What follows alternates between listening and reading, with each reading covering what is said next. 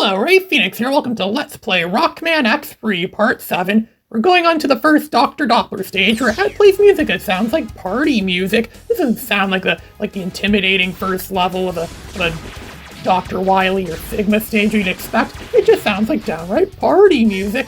It sounds like something Ricky Martin would play at one of his loft parties. It's like it wants us to party thing. Yeah, we're in Dr. Doppler's party house, essentially, where the ceiling is all spikes, and there's like such a narrow opening we have to run and jump and dash and blast them down while we pretty much have a perpetual circle around us, which reduces damage done to us against these things, missile launching biped things that just keep blasting us.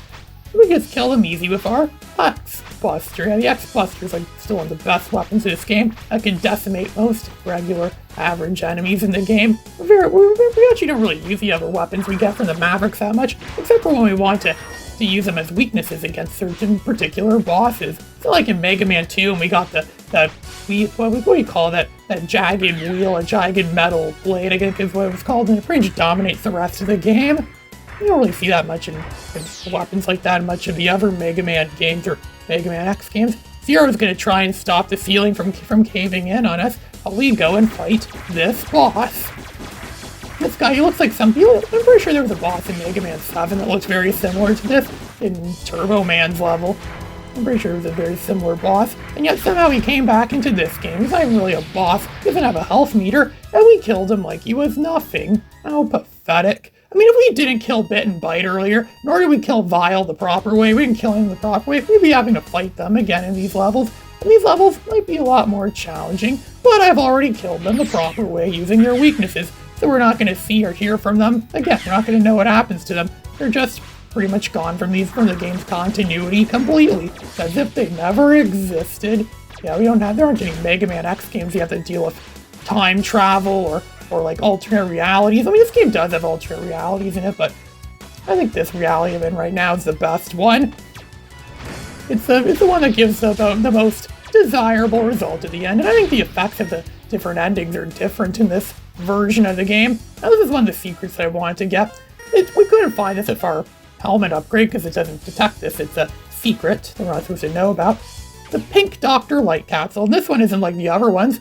This one has all 4 of those special chips that we could have gotten in other levels. But this one is all of them, so it's like all 4 of those combined in one convenient little package. Also another nice little surprise that this is going to give us too.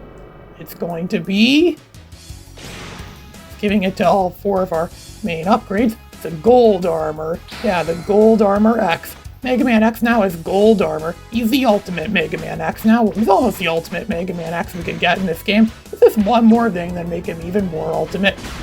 But being in gold is still pretty ultimate. He's completely coated in gold, like a gold-covered Dragon Ball Z action figure that I saw some kid in elementary school have. He was walking around from the playground, he was like saying, I'm rich! I'm rich! I have a gold-plated, gold-covered Dragon Ball Z action figure. I don't know if that's worth more than chocolate-covered Dragon Ball Z action figures, but I guess it might be valuable. Will we ever see this armor again after this game? Probably because Mega Man X realized how valuable it is because it's made out of gold. They probably took all the parts and sold them and probably made a fortune so we could continue to fund the Maverick Hunters.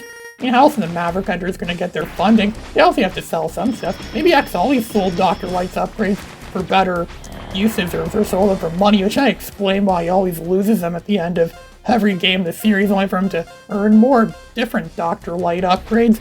I have no idea how to beat this boss. I don't even know what his weakness is. I know he's in 2 phases, essentially. He has that trunk on front of him, that elephant's trunk. That could be destroyed just by shooting a bunch of stuff into him. I don't think the Explosive Hornet, or whatever his name is, I don't think his weapon's really doing anything effective against it. But once we destroy that, then he's going to become very weak, so we could just decimate him easy using some of the weapons that we have. I don't think this weapon's very effective. Doesn't seem to be doing much. And his nose, or whatever that long thing he has sticking out, maybe he's not an elephant, maybe he's more like an aardvark. I know aardvarks have very long noses like that. I know Arthur had a really long nose in one of his first books, but then they later got rid of that idea. And I probably thought it was unnecessary. But we have the gold armor. One of the things we got from gold armor is that when we get hit, it converts the damage into energy.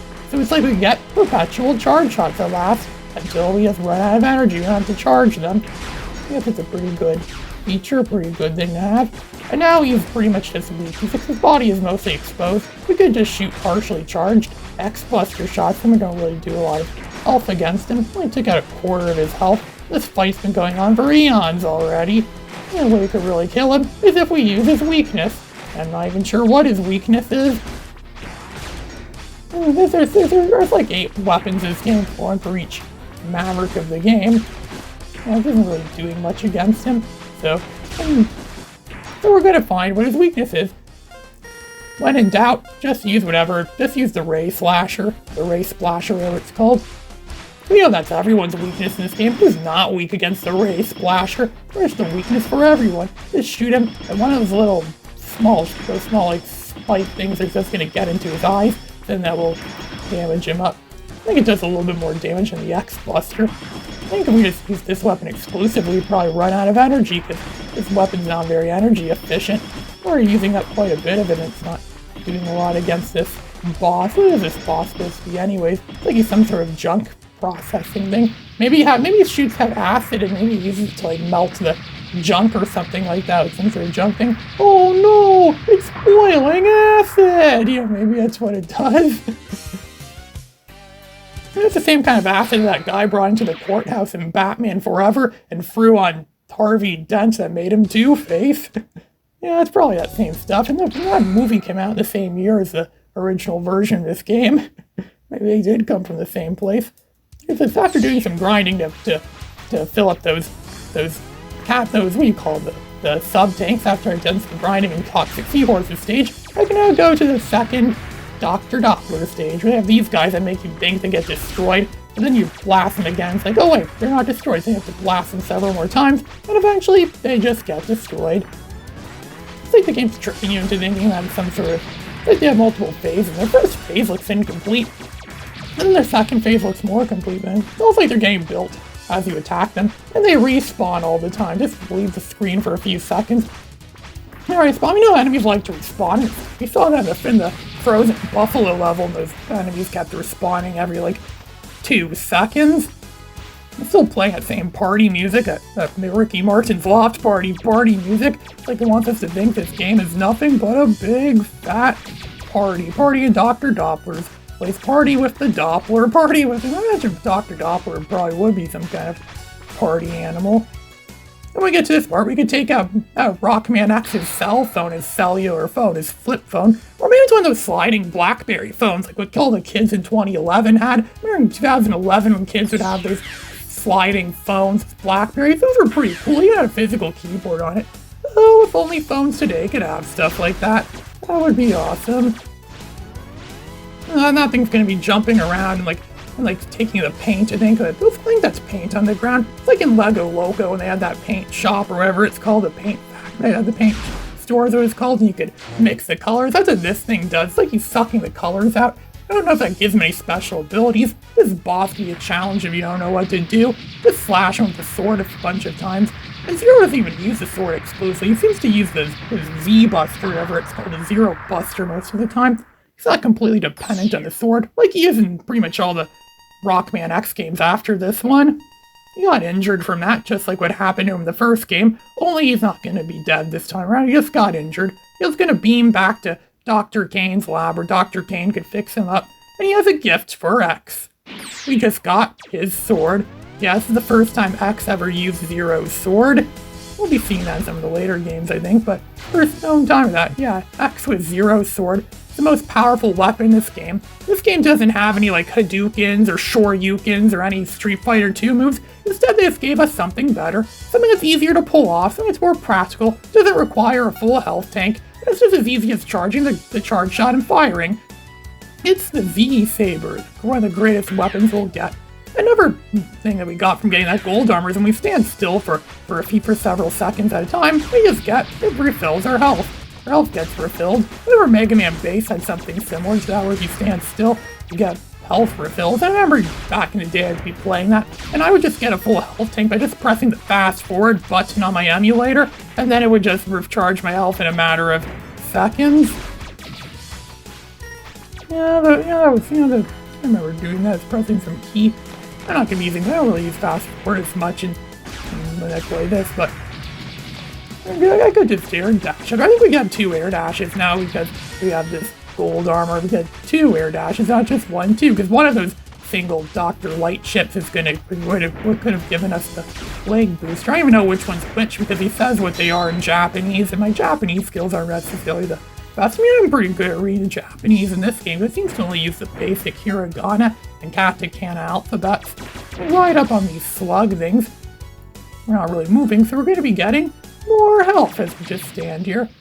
It's going to be accumulating more health. I think firing your shots just counts as moving, so I'm just going to stand here, do nothing, and maybe, I feel like it's very slow, but hey, it's free health. I mean, you can't really complain about something when you're getting it for free. We already got the greatest armor in the game, the gold armor, gold armored X. That's a great. Yeah, it's quite a shame they ever use this gold armor in any of the other games. X's armor design in this game is pretty. They always try to make every game about him. He already has a more elaborate armor design. Even the game covers for these games would reflect on that. It would show X with all of his upgrades, saying like, oh, this is Mega Man X. And he has all his upgrades. So the later games didn't seem to do that as much. It just shows what he looks like without his upgrades, where he just looks like Mega Man but taller and looks a bit more sophisticated, has some more details. I sometimes wonder if Mega Man X was secretly classic Mega Man all along, but he was just like an upgraded version of him that, I don't know, maybe the original Mega Man died or something like that, and Dr. Light just built an upgraded version of him to BX. I don't know, maybe they secretly were the same thing all along, or maybe they were just 2 characters, which is what they're officially labeled as.